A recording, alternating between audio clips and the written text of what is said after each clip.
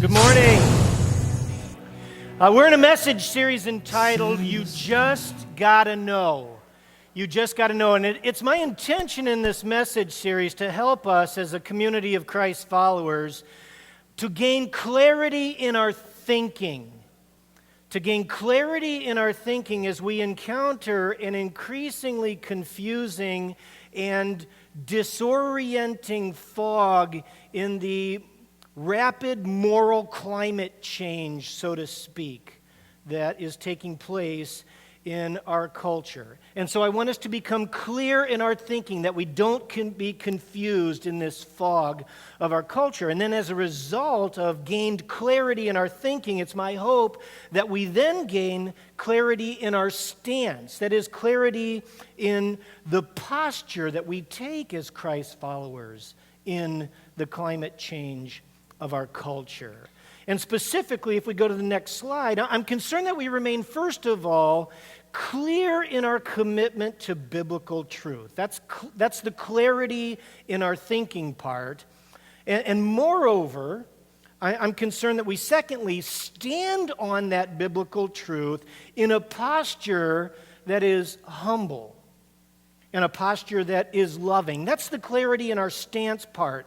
Because the only way that the church can continue to be the salt of the earth and the light of the world to those around us is if we're committed to both biblical integrity, committed to biblical truth, and we're committed to taking a stand on biblical truth in a way that is loving and gracious. And if you take out your bulletin and you look on the very front of the bulletin, what I'm saying now is why our bulletin reminds us on the front each week that we are, the Vineyard Community Church, is a community of Christ followers that are committed to experiencing and extending the love, the power, and the truth of Jesus Christ. Extending the truth of Jesus Christ, that's our stance, and extending the power and the love of Jesus Christ. We're going to extend truth in a loving way. That's what the church does when it's clear. That's what the church does when we're clear in our thinking. But when the church isn't clear, when Christ followers get confused and we get disoriented, we can get lost in the fog in our culture in a number of ways. First of all, we can get lost in the fog of compromising the truth, compromising biblical truth. And a compromised stance in our culture is no good. Jesus said, if the salt of the earth loses its savor, it's useless. That's what Jesus said. We're useless if we compromise. A compromised, savor-less church is no good. Or when the church becomes confused, when we're not clear in our thinking, when we're not clear in our stance, when we become disoriented, we can feel afraid. It's easy for Christians to become afraid. And then we can get lost in a fog of isolation and seclusion and exclusion. We retreat into a fortress mentality, or we bury our heads in the sand. And that's no good either, church, because Jesus said that the light of the world is no good if you hide it under a bucket. And so retreating isn't an option. It's not an option to retreat from our culture. Or here's another response that's typical of the church. When we're not clear, when we're confused, when we're disoriented in the fog of our culture, and we feel threatened, we can get lost in a fog of just becoming belligerent, mean-spirited, hostile, hateful people. And that's no good either. Jesus said that the people around us will recognize that we're Christ followers by what? Yeah, our hateful protest signs. Oh, I'm sorry. Jesus said that the world will know that we're his followers by what? Oh, now you're not certain. Well, I thought I knew what it was, but I guess maybe I don't. He said it was by our self-righteous judgmentalism. No. He said, the world will know that you're my followers by your, you got it right the first time, by your love. By your love, church.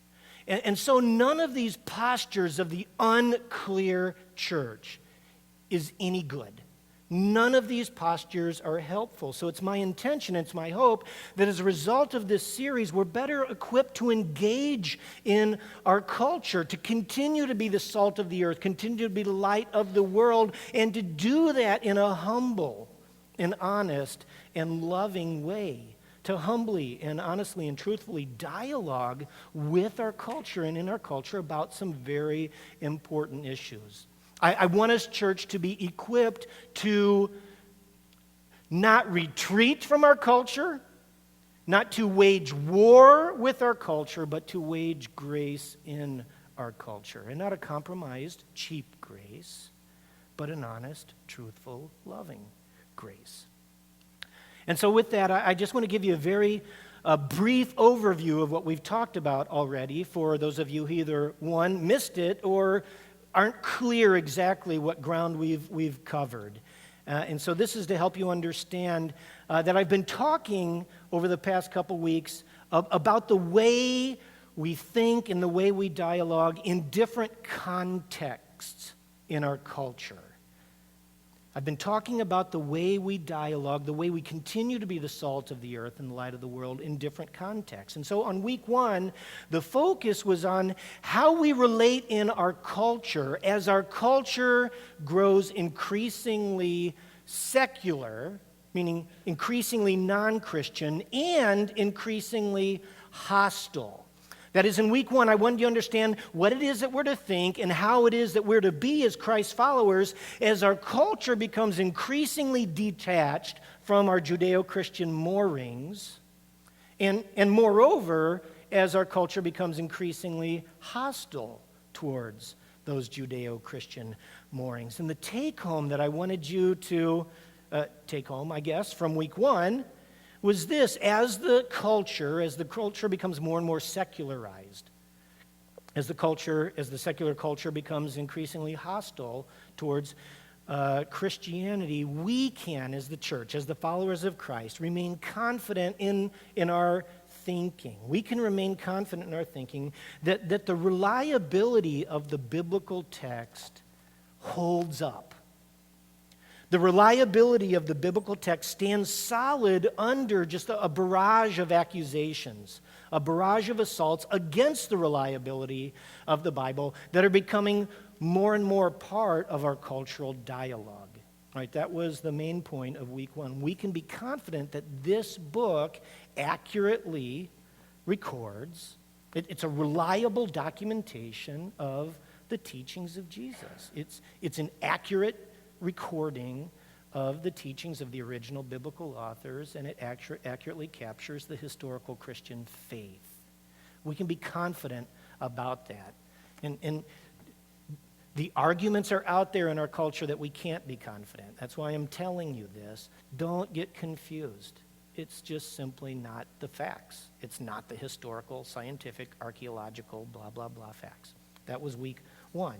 But a second take home from week one, then in our confidence, then in our engagement with the culture, is that we can simply and lovingly engage our secular and hostile culture with a humble stance that sounds something like this, that, hey, we just follow the teachings of Jesus.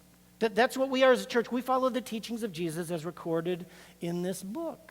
We believe the book. We didn't write the book. We didn't make the stuff up that's in the book. We just follow it. That's a humble stance.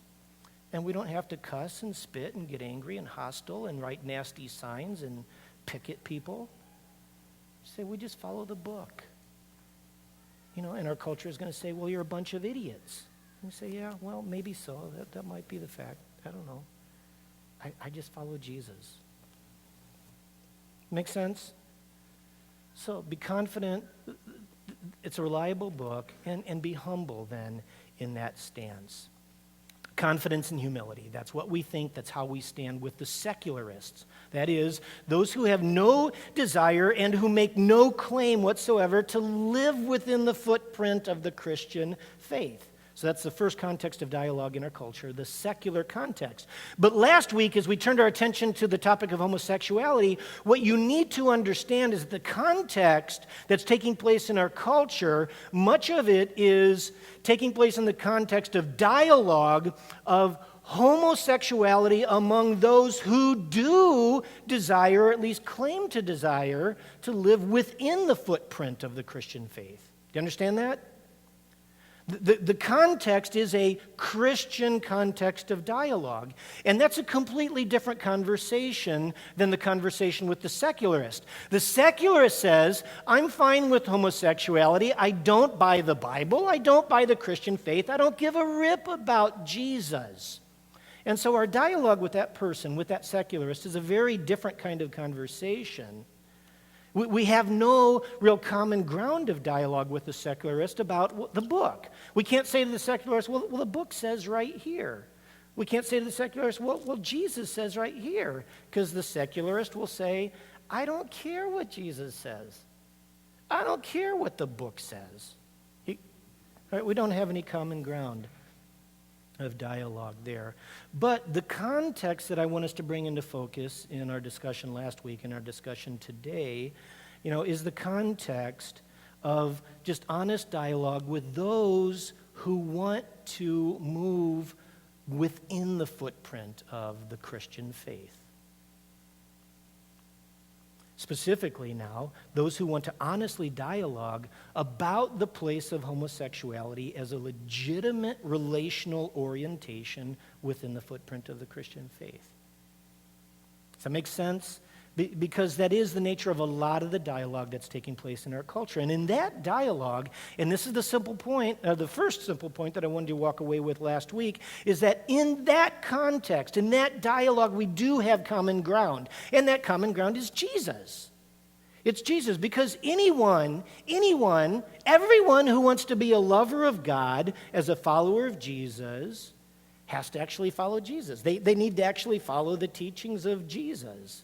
So Jesus must necessarily be common ground of dialogue in our culture, in this Christian context. And so that's the second context of dialogue. It's a Christian context, the context of honest dialogue about what it honestly looks like to be honestly moving towards Jesus for those who honestly want to move towards Jesus. And so with that brief overview, and I hope that's a helpful clarification if it wasn't clear last week, with that brief overview, we can now finally turn our attention to the question that's been on the table: what would Jesus say to Ellen? What would Jesus say to Ellen? What does Jesus say about homosexuality to those who are still wanting to embrace some sort of relationship with God? They're wanting to move towards God through Jesus and wrestle through that important social issue. Well, what does Jesus have to say about that? Well, as I mentioned in passing last week, Jesus actually says nothing about homosexuality per se. Nowhere in the gospel records of Jesus' life and ministry and teachings do we have any record of Jesus speaking even as much as one sentence that contains the word homosexuality or some such related word. Okay? We have to be honest about that. Okay? I'm just putting it out there. Feels a little tense in the room right now. Where is he going? All right? So are we to understand Jesus' silence on the topic of homosexuality as tacit approval? Because there are those who want to argue yes. That's exactly what Jesus' silence means. But listen to this. I'm going to put some of you at ease. Jesus, by his silence, did not leave us in the dark to guess on this issue, because, as I said last week, Jesus did articulate a just completely unambiguous view of marriage. Jesus articulated a completely unambiguous view of marriage. We don't have to guess what Jesus meant. And in Jesus' view of marriage, we then get a very crystal clear understanding of Jesus' view of homosexuality, even though he never actually said the word homosexuality. All right? So what does Jesus say about marriage? We learn Jesus' view in an exchange that's recorded in Matthew 19. All right, some Pharisees came, verse 3, Matthew 19, verse 3. Some Pharisees came and tried to trap Jesus with this question: should a man be allowed to divorce his wife for just any reason? And so the context here is obviously, hey, Jesus, what is your view of divorce? That's the context. But in answer to that question, Jesus actually gives his view of marriage. And it's significant then that Jesus first answers their question with these words. Haven't you read the Scriptures? Haven't you read the Scriptures? Jesus replied. Now, Jesus is here appealing to the Old Testament. That is what Jesus meant by the words, the Scriptures. And so Jesus is appealing to the Old Testament as the authoritative word on what we all need to know about the nature of marriage. Jesus saying, hey, you're asking me about the nature of marriage? Read the left side of the book. You want to know about the nature of marriage? Read the left side of the book, is what Jesus is saying. And this is significant because, as we saw last week, there are those who want to follow Jesus, but who also want to tear the left side of the book out. They want to keep Jesus, but they want to discard the left side of the book, particularly when it comes to a definition of marriage. But if we tear the left side out of the book, then we must necessarily jettison Jesus too. Again, that was a secondary point I made last week. Because of the fact that Jesus clearly believed in and taught from the Old Testament, the left side of the book is the authoritative Word of God, then we can't keep Jesus and jettison the book that he believed in. And if we jettison Jesus, there's no point in having a dialogue about any topic within the footprint of the Christian faith. Because if there's no Jesus, there's no Christian faith, period. And nothing matters. All right? So do you want to know how Jesus views marriage? Well, just read the left side of the book. Read the book. Well, Jesus goes on to tell us what the left side of the book says. He goes on. They, meaning the Scriptures record that from the beginning, God made them male and female. All right, so I'm going to hit the pause button again, and I want you to note here that Jesus clearly communicates his understanding that marriage was established by God from the very beginning. In other words, Jesus is saying here that the way to view marriage is by a formula, so to speak, that God gave all along. This is God's formula for marriage that he gave from the very beginning, and this is how God designed marriage to work all along. And what is that God-given formula? From the very beginning, God made them male and female. Marriage equals man plus woman. Right, it's right here in the mouth of Jesus. Marriage equals man plus woman. In Jesus' view, not a whole lot to debate about here. The genders that constitute a marriage, by God's formulation from the very get-go, is not complicated. It's not difficult to understand. Marriage is male plus female.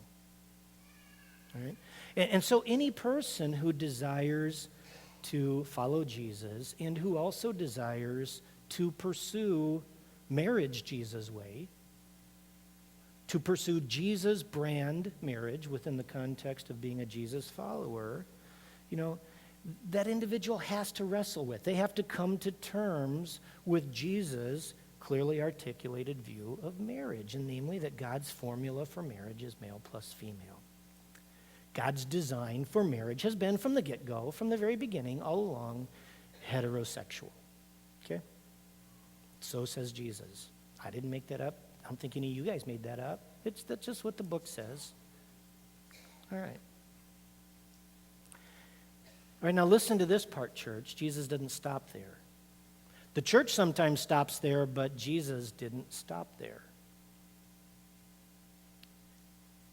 He continues to quote more from the left side of the book in verse 5, and he said, He's quoting Genesis 2 here. And so this explains why a man leaves his father and mother and is joined to his wife, and the two are united into one, end quote. And now Jesus goes on to give us his view, his commentary on the left side of the book.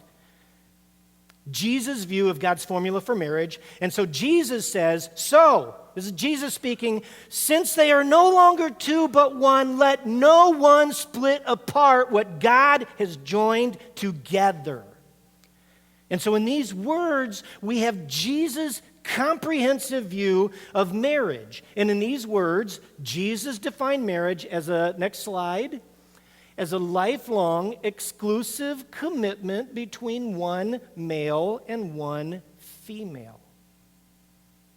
Lifelong, the first word in the definition there comes from Jesus' words, let no one split apart, the marriage language, the marriage ceremony language, let no one put asunder, let no one split apart what God has joined together. And so Jesus' brand marriage is lifelong. Whoops, you're a slide ahead of me. Exclusive the bottom part, between one male and female. It comes from Jesus' mathematics in this right here. He said, the two become one. The two, the male and the female, are united into one. All right, and so there's a big word that we have for Jesus' math here in his view of marriage. It's called monogamy. Monogamy. What is Jesus' view of marriage? It's lifelong monogamy. And the words an exclusive commitment there in the top part of the definition come from the words, they leave father and mother, they're joined together, they become one, God joins them together as one. And so the man and the woman in Jesus' view of marriage choose to leave. They choose to abandon other relationships, as their sources or their primary sources of emotional intimacy, of spiritual intimacy. And they choose exclusively this relationship as their context of physical intimacy. They choose to cleave to one another, the King James language of Genesis 2. They leave, they cleave. They leave, they join together. So an exclusive commitment, heart, soul, mind, and body. That's Jesus' definition, exclusive commitment. All right, is this unclear? Okay, I don't think so. All right, so Jesus defines marriage as a lifelong exclusive commitment between one man and one woman. And so that definition then can be simply restated with shorter, fewer words, but longer words, lifelong heterosexual monogamy. Let's read that together. Lifelong heterosexual monogamy. That's Jesus' definition of marriage, and it's crystal clear.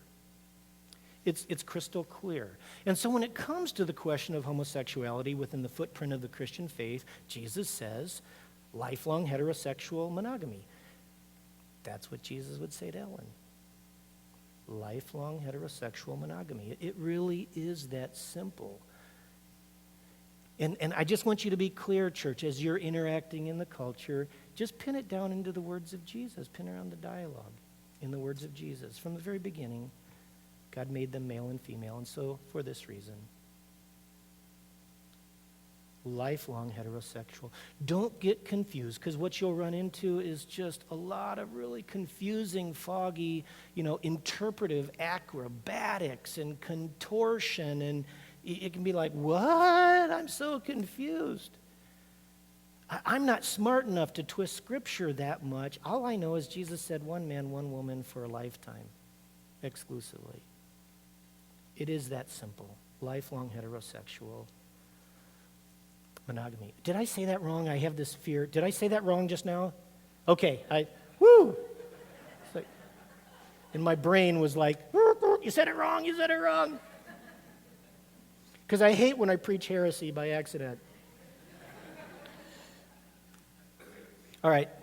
I want to use just the rest of our time together. That's the point. That's the simple answer to the question we've been asking now for 2 weeks. What would Jesus say to Ellen?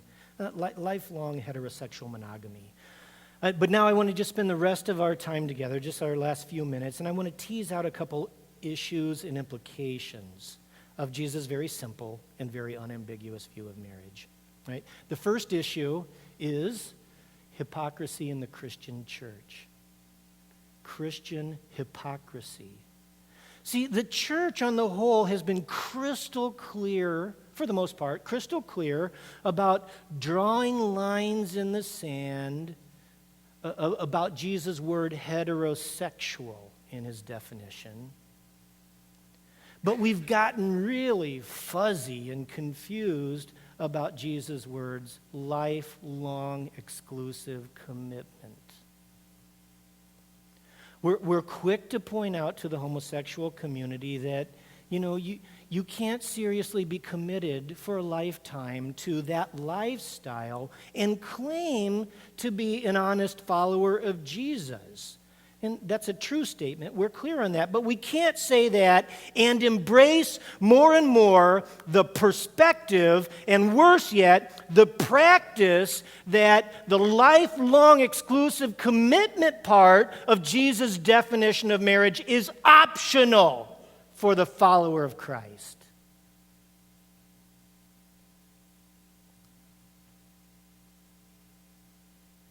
Well, you can't practice homosexuality, but I can marry and divorce and remarry and divorce and remarry willy-nilly.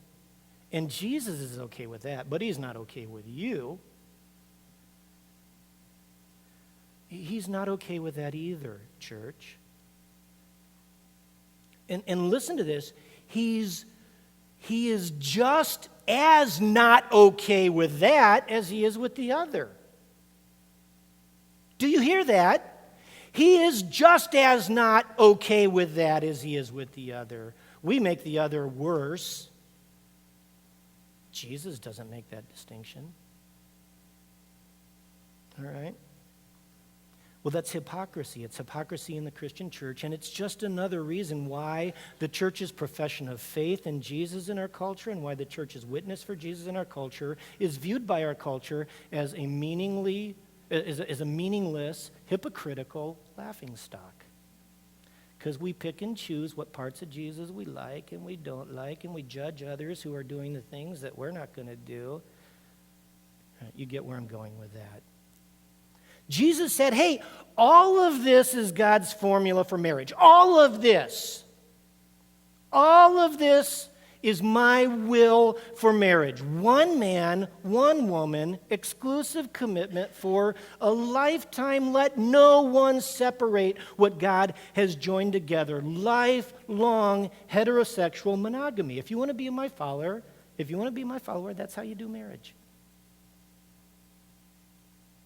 I don't have time to go there, but in response to this, the disciples, remember what they said? Oh, dude, if that's the way it is, it's better not to get married at all, right? That's what they said, because that's tough stuff. Anyway, I was going to go there. I just didn't have time to cover everything I wanted to cover, all right? But Jesus says to us, all of this is God's formula. And we got to get off this thing where we're just clear to draw the line in the sand on the word heterosexual. But we're violating his command in every, his definition in every other way. So what is our stance then, church? Given Jesus' view, given what it looks like to do marriage and do life Jesus' way, what is our stance then in our culture that is going to continue to be salt of the earth, that is going to be the stance of the light of the world? Well, it's not going to be the stance of hypocrisy. It's not going to be the stance of hypocrisy, and neither is it going to be the stance of compromise. We realize, I'm backed into a corner because I don't like that part of Jesus, but I want to stand with Jesus on this part, so I'll tell you what, I'll give you what you want to do that Jesus said don't do so that I can do what Jesus said. You know what I'm saying? That compromising truth is not the option. It's not compromising on all the parts of Jesus' truth so that we can get to the parts that we want to get to. No, the stance, church, is for us to follow Jesus on his terms. And that's whether his terms cut across the grain of our sexual orientation or Jesus' terms cut across the grain of our commitment orientation. All right? If we claim to follow Jesus, we do life Jesus' way. And we allow Jesus, by his grace and by his power, to align our orientation with his orientation, not the other way around. The Christian faith is not me aligning Jesus' orientation with my orientation. I'm not oriented towards lifelong monogamy, so Jesus must not be either. No. We align our orientation with Jesus' orientation. That's what it means to follow Christ. All right, so that's the first issue. The second issue, then, that I want to quickly talk about, then, is this notion of natural inclinations. You know, this is a second objection that you will commonly hear in response to Jesus' view of marriage. And you'll hear somebody say, well, Jesus' view of marriage isn't fair. It's unfair. I can't help the way I'm wired. I have a natural inclination. You'll hear this in the homosexual community. I have a natural inclination towards same-sex attraction. I can't help that. And you're telling me that Jesus says no to what I'm naturally wired to do. Yes. Yes. Now listen to this. The call to follow Jesus is a call that cuts across the grain of the natural inclinations of us all.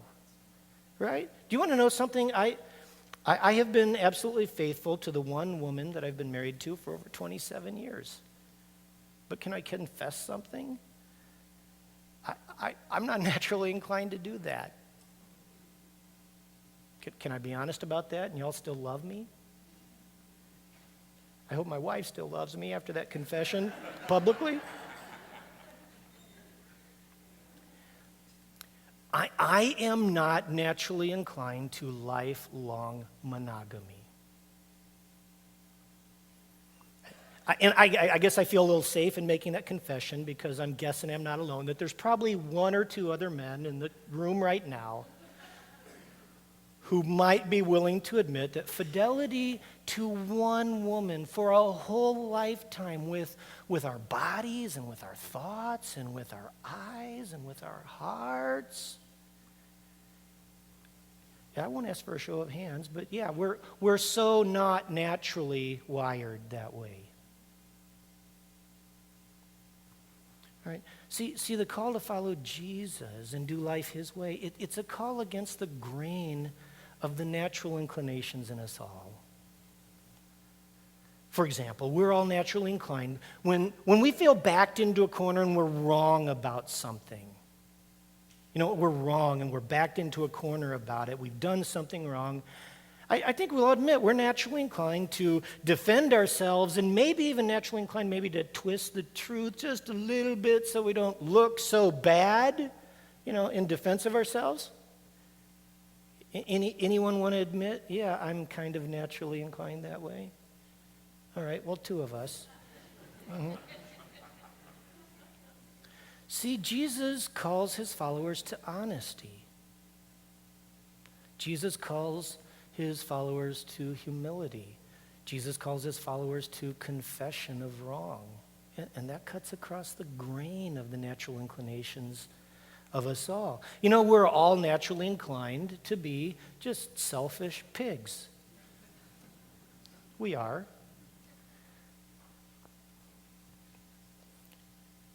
We're all naturally hardwired from the day of our birth to love ourselves more than anyone and everyone else. Let's admit it. All right? We come out of the womb, me, mine. Selfish pigs. You know, and Jesus' call to follow him as Christ's followers is a call to love others first. that cuts across the grain of our natural inclinations. And I could go on, and I could touch on every area of all of our lives, but you get the point. The call to follow Jesus is not an unfair cut, against the grain of any one person's orientation. The call to follow Jesus cuts across the grain of everyone's orientation. We are all oriented. I don't know which one's right. The second one, oriented. We're all oriented towards sin. And the call to follow Jesus is a call that cuts against the grain of sin in us all. Right? So that's just a way we can dialogue when we're talking to a friend, when we're talking to a coworker, when we're talking to a relative who is saying to us, it's not fair, you don't understand. I feel like I was born with this attraction. We can humbly say, I get that. I was born with the inclination to be a tomcat. And the call to follow Jesus, you know what I mean by that? The call to follow Jesus is a call to submit my sexuality to his rules. We're all in the same boat. Okay? And now listen to this. I'm going to wrap up with this thought. Listen to this, church. If we can be humble and honest about what I've just been talking about, if we can be humble and honest about the truth that following Jesus did not come naturally to us, that following Jesus does not even still come naturally to us, if we can be honest and humble about the truth that we've become what we are and that we're even still in the process of becoming what we're going to be, not because we got ourselves together, but simply by the grace and the mercy and the forgiveness of Jesus Christ alone. By the power of Jesus Christ alone, cleansing the grain of my nature, transforming the grain of what I'm naturally inclined to do, healing my inclination towards sin and self. If we can be honest and humble about that, church, about ourselves, could there be room in our hearts for others to move towards Jesus too?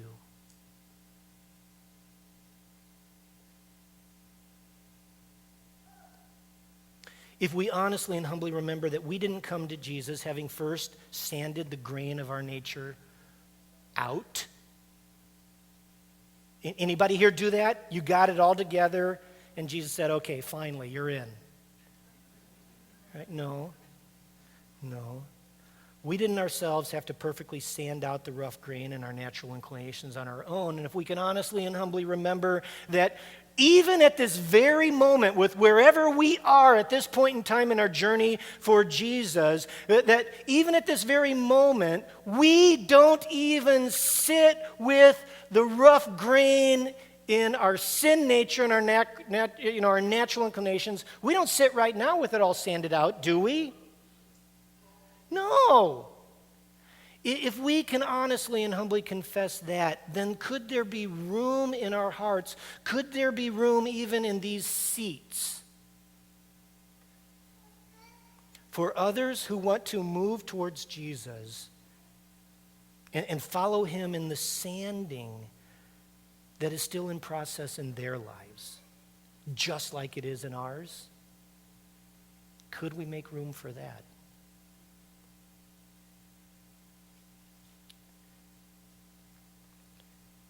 I'm calling for us, church, to make room in our hearts. If we're going to be the salt of the earth in our changing culture, we need to make room in our hearts.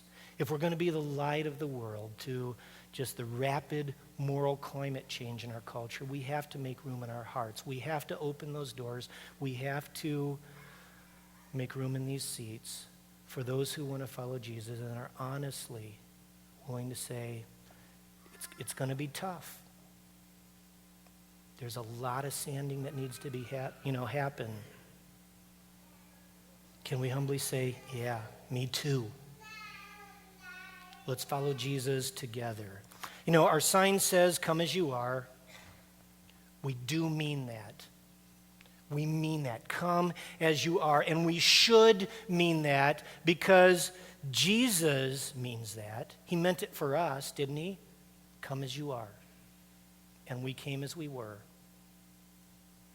with a lot of sanding that needed to happen. A lot of sanding that still needs to happen. Come as you are. It's true for us, and it's true for everyone. We came to him by grace, just as we are, with all of our natural inclinations.